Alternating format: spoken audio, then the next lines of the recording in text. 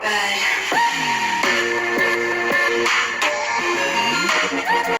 guys, and welcome back to my YouTube channel. What's good? What's happening with you guys? Drop it in the comment section below because I would love to know. Okay, so basically, I'm sitting right here feeling like a piece of shit, tired as F, and just really drained. I feel sleepy. I don't know. I've been resting.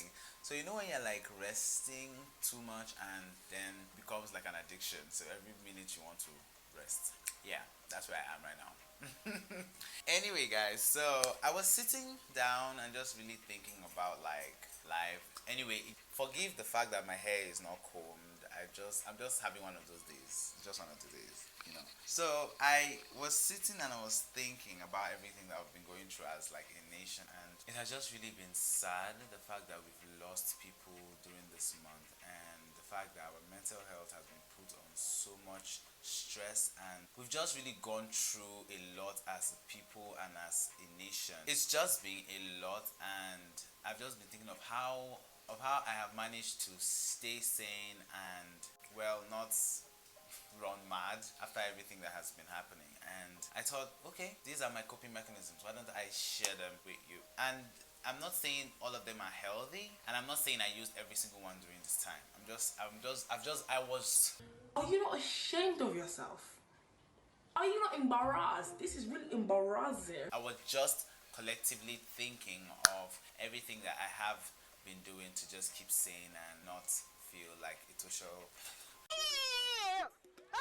and not feel like a total douchebag. Yeah, because of the hard times that we're facing right now. Anyway, so I'm here to talk about my coping mechanisms, both the healthy and unhealthy ones. So if this video helps you in some way, let me know in the comment section below. Give this video a big thumbs up, click that subscribe button right there, and click that bell button so you'll be notified every time I post new videos. Okay, let's get into this. So I'm going to start with the healthy list of things that I do first before going to the unhealthy list. Alright, and the first thing I do on my list is logging off social media. Cut the cameras. Dead ass. I log off social media because social media can be really toxic, but I don't stay very long away from social media because this is basically where I make my money, and mostly where I make my money. The thing with social media is these are people coming together to form a network. Social media is basically you trying to reach different people at different times through a phone. So definitely people will come and bring different kind of energy in it. It's an interactive platform where people just talk and everything. And Twitter is mostly where I'm based. Instagram is mostly where I'm based. Yeah, those are like the major two. Fuck Facebook. Who gives a shit about Facebook? Sometimes when reading tweets and everything about what people have been posting and talking about, you realize that they basically bring all that energy in and you take it in. It's both negative and positive, and sometimes we consume a lot of negative energy online because there are people trolling, there are people talking about things that they shouldn't be talking about, there are people dragging savage culture, cancel culture. There's just a lot to deal with at a certain time. So it's like you trying to protect your mental health while trying to stay connected. And during this time, while facing this whole NSAS protest, and people witnessed the killings at the Lekki toll gate, and it was just a lot for so many people. I remember I cried shitless that day. It was a lot. I had to log off social media. The crazy thing was when everything started happening, when I saw that, oh, something was happening at Lekki, before the shooting even started occurring, I realized, oh my god, this is something that will probably cause a lot of mental stress on me. I took like 4 hours away from the phone. It was when I came back that everything had already happened. And when I saw pictures, I just couldn't stop crying. So yeah, there's so much to feed off. And at that point, we were encouraging people and saying, hey, if you want to take a break from social media to get your head right, to get yourself right, totally do that. It's something that you should even do. It's because you've consumed a lot of negative energy. You've consumed a lot of information that could break you, make you feel really worthless at that point. So it was understandable for you to really take a break from social media. Alright, so the next one is meditating. I do this thing where I just lay down and meditate. I used to do like yoga and everything, but recently Let's not have time again though to be doing yoga because of life and job and everything. This career thing is a scam. It's a big scam. Until you're doing what you actually really love doing,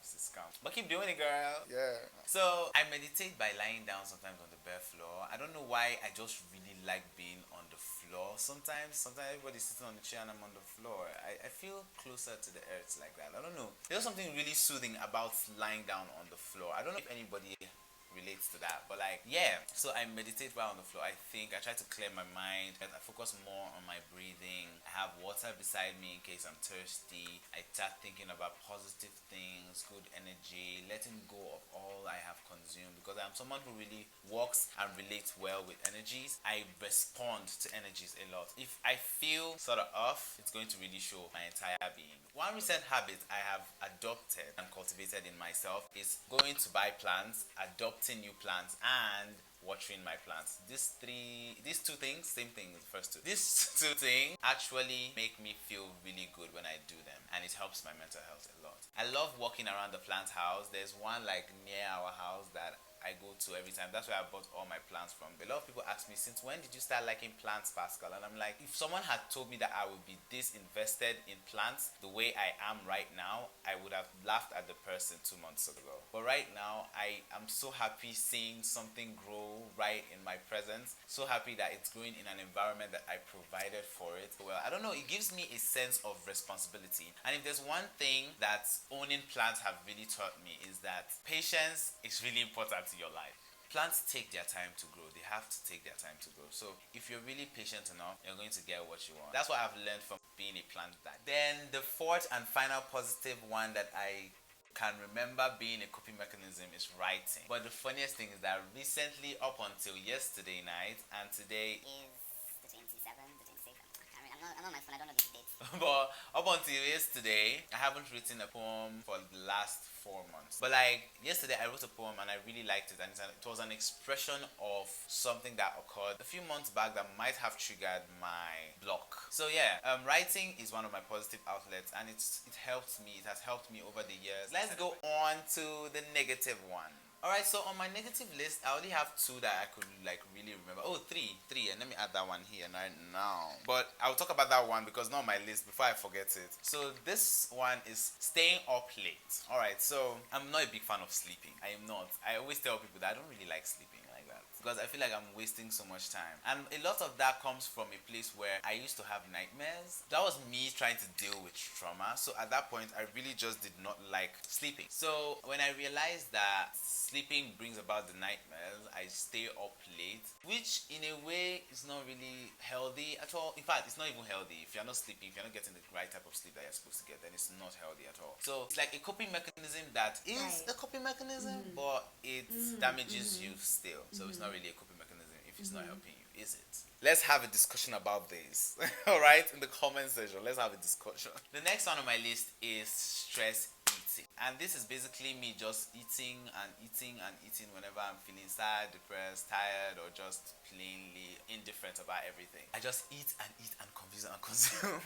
To a certain extent, I feel really guilty because there are people who do not have this privilege. And the fact that I have it, I tend to misuse it and just because I'm going through stuff. But this is like downplaying what I'm struggling with. I understand that everyone goes through stuff at certain points, and how they heal is their business. I thank God for the fact that I do not add that much weight, because if it was from stress eating that I add weight, guys, this won't fit.